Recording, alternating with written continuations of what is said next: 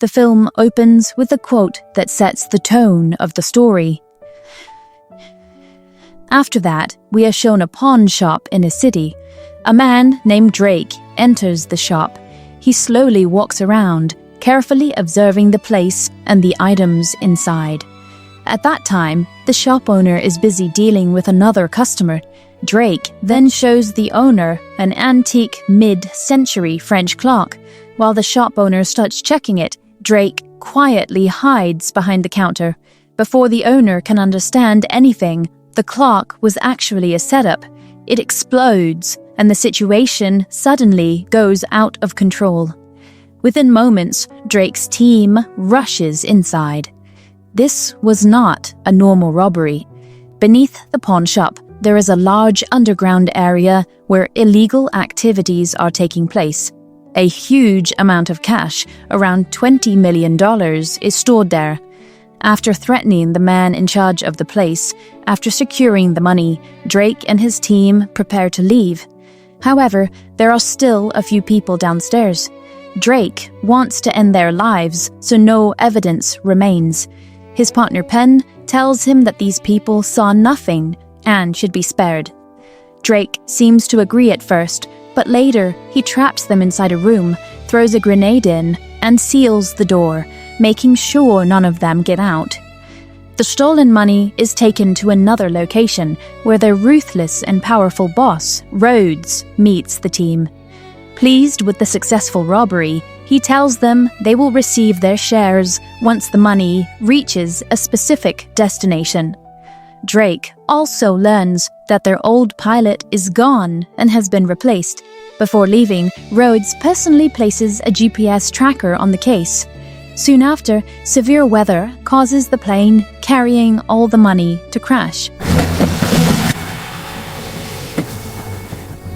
5 months later, the story moves to Montana, deep in Native American land. There, we meet Harlan, a man living alone in the wilderness. Though labeled a poacher, his life is shaped by tragedy. Harlan was married to a Native American woman, and they deeply loved each other. While he was serving in the Afghanistan war, their daughter died from a lung infection. When he returned, his wife had changed, turned to addiction to cope with grief, and eventually passed away. With nothing left, Harlan chooses to live in isolation in the wilderness. Harlan lives a nomadic life in the wilderness with no permanent home, moving from place to place. It is winter, and the nearby lake is completely frozen. While ice fishing, Harlan notices a human hand trapped beneath the ice. A ring on the finger reveals it is the missing pilot who was carrying the stolen money and that his plane crashed in this area. Harlan breaks the ice, finds the frozen body, and spots a hard-locked case nearby. He opens it and discovers a large amount of cash, but shows no greed. He also notices the crashed plane and later takes the case back to his shelter.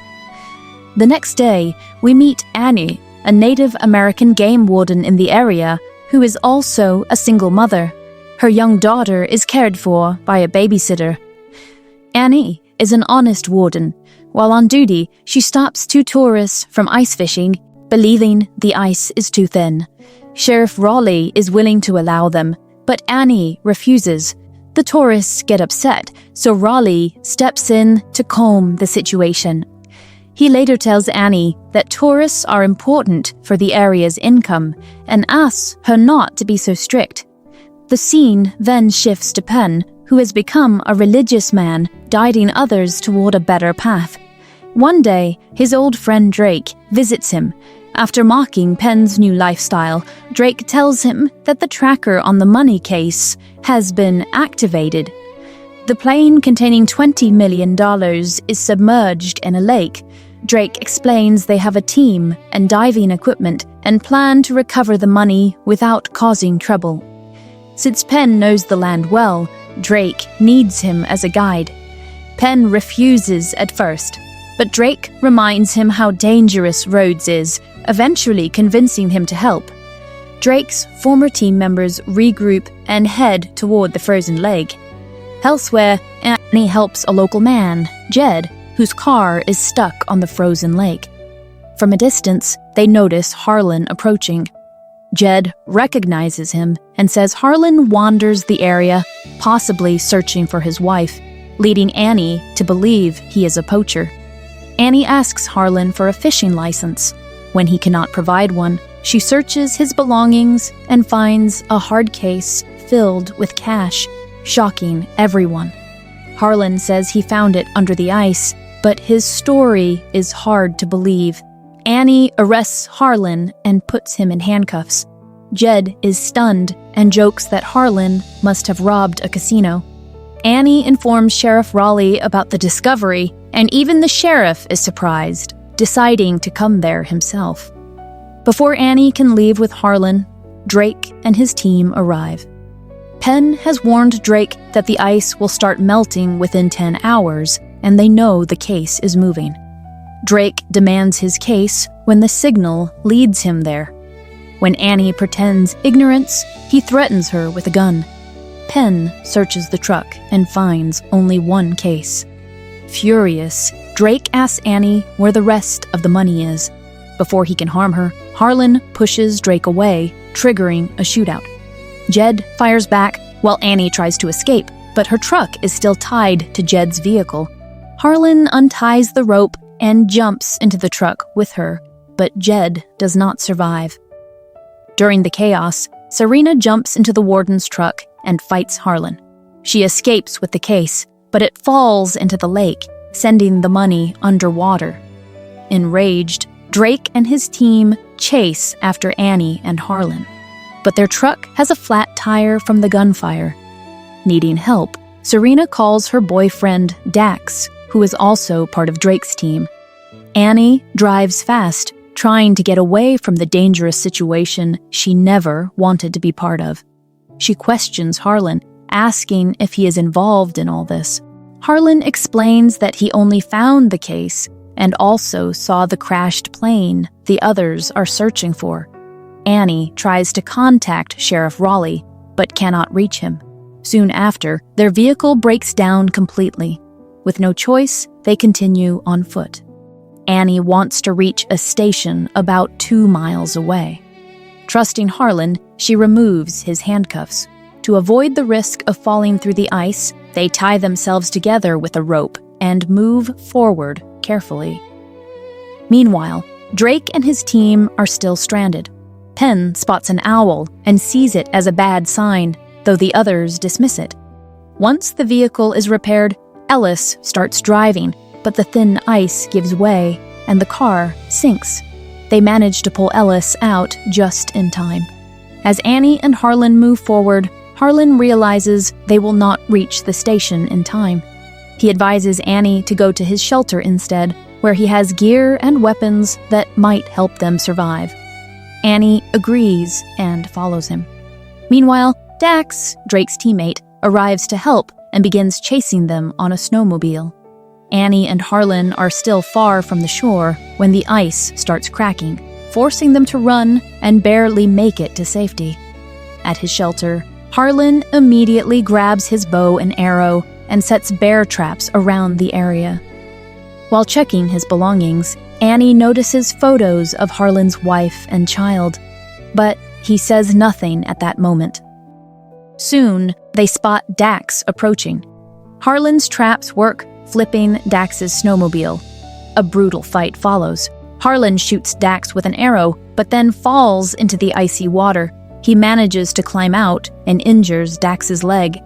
Just as Dax is about to finish Harlan, Annie triggers a bear trap on Dax's head, ending the threat in a painful way. Annie pulls Harlan away from the water, and they escape from the area. A short time later, Drake and his team reach the area where Dax and Harlan fought. When Serena sees Dax's body, she breaks down. He was her boyfriend. Drake tells her they will take revenge. Filled with anger, Serena picks up Dax's gun and moves forward. Meanwhile, Annie is with Harlan and tells him she knows a safe place they should reach. However, Drake and his team soon spot them. Serena starts firing, but Drake stops her because he wants Harlan alive. Harlan realizes they have followed their footprints. The group enters the forest, forcing Annie and Harlan to move through water to erase their tracks. Even then, Penn, an experienced tracker, is able to read their movements and follow the same path. Soon, Penn realizes they have entered a sacred place known as a medicine wheel, a hunting ground and bear territory. He warns the group not to proceed. Serena ignores him, dismisses the warning, and pushes forward. Suddenly, she falls into a trap, badly injuring her leg. Her teammates manage to pull her out.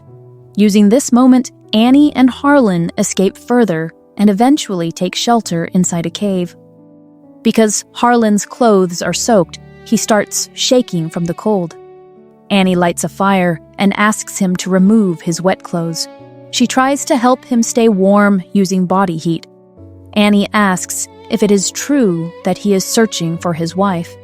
Harlan replies that he is not searching for her because she is already gone.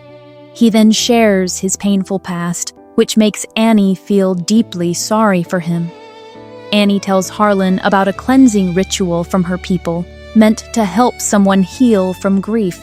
She encourages him to leave his guilt behind and accept life again.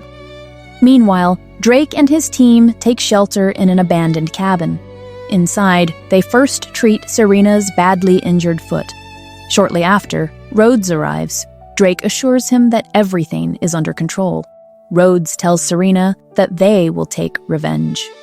Rhodes then reveals that one of their own has been betraying them for a long time and planned the money theft. That person is Ellis. Shocked, Ellis panics and begs for forgiveness, but Rhodes stabs him repeatedly, killing him on the spot. The next morning, Annie and Harlan continue moving through the area. Harlan tells Annie that she knows this land very well. Annie explains that she grew up here. These are her people, and she belongs to the Blackfoot tribe. At this point, Annie is heading toward her tribe, who soon find her and Harlan. Their leader, Oz, listens as Annie explains everything. However, Oz clearly dislikes Harlan. Harlan's wife belonged to the same tribe, and after what happened to her, Oz holds Harlan responsible. Harlan tries to explain that he and his wife truly loved each other. Annie also tells Oz that dangerous people are hunting them and that Harlan is in her custody, so she cannot simply abandon him. After hearing this, Oz finally agrees to help. As they move forward, Oz shows them a place beneath the ice where a forest once existed thousands of years ago. Because it is now trapped under ice, methane gas has built up there, making the area dangerous. He warns them to stay alert. Soon, they reach Oz's territory. Oz criticizes Annie for joining the authorities and distancing herself from her people. Annie responds that she did it to protect them. Later, Harlan speaks privately with Oz and explains that the people chasing them are actually searching for a crashed plane carrying millions of dollars. He adds that if the money is found, it could benefit Oz's people. Oz accuses Harlan of trying to buy forgiveness with money, but Harlan says he only wants to do something good for her people. Meanwhile, Annie waits for Sheriff Raleigh to arrive, and he soon does. When Annie asks about backup, Raleigh tells her not to worry. For now, he says he must inform the department about the crashed plane. This shocks Annie because she never mentioned the plane to him. Raleigh then reveals his true intention, saying this is a great opportunity for all of them. If they help find the plane, everyone stands to gain something from it. When Annie refuses to agree, Sheriff Raleigh forces both her and Harlan into his vehicle. At the same time, Rhodes and his group are nearby, waiting. Before the sheriff can hand them over, Harlan tells him he does not need to deal with the gang. Instead, Harlan offers to take him directly to the crashed plane, promising that all the money will be his. Greed takes over, and the sheriff agrees. When he asks where the plane is, Harlan says there is a GPS inside his bag that can show the exact coordinates. As the sheriff reaches into the bag, his hand gets caught in a hidden trap, causing intense pain. The vehicle loses control and flips over. Harlan breaks the window and pulls Annie out. The sheriff is badly injured, but still tries to threaten them with his gun. From a distance, Rhodes sees everything happen and moves in with his men. Serena fires from afar, and one shot hits the sheriff, killing him instantly. Annie and Harlan take cover behind the overturned vehicle. When Serena gets closer, Harlan outsmarts her, grabs the sheriff's gun, and shoots her, ending the threat. Rhodes then confronts Harlan and demands that he lead them to the plane.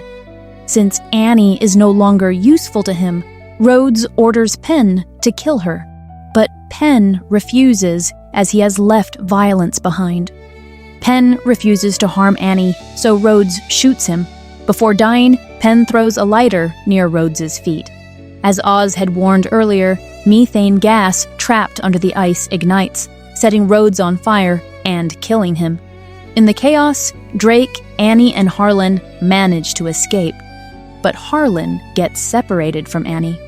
While searching for her, Drake calls out. He has captured Annie. Drake threatens to end her life unless Harlan takes him to the crashed plane. To prove he is serious, Drake fires a shot close to Annie's ear. Before Drake can shoot again, Annie pushes him. During the struggle, Harlan is shot in the shoulder. Drake keeps attacking, but Annie fights back again, and the struggle continues. In the final moment, Harlan uses a sharp piece of wood and drives it into Drake's neck, ending his life. The scene cuts there. In the next scene, under Oz's supervision, Harlan observes a 4-day fast to release his grief over Mia. The tribe then performs the cleansing ritual Annie mentioned earlier. During the ritual, Harlan sees visions of Mia, cries, and finally begins to let go of his pain. Sometime later, Annie tells Oz that the police recovered $4 million from the crashed plane, even though there were $20 million originally. Annie asks if Harlan gave Oz the remaining money, especially since Oz has decided to build a hospital for his people. Oz jokingly replies that the money came from fishing, and Annie chooses not to question it further. In the final moments, we see Harlan teaching Annie's daughter how to fish. Both Harlan and Annie believe that things will finally be okay. This is where the film ends.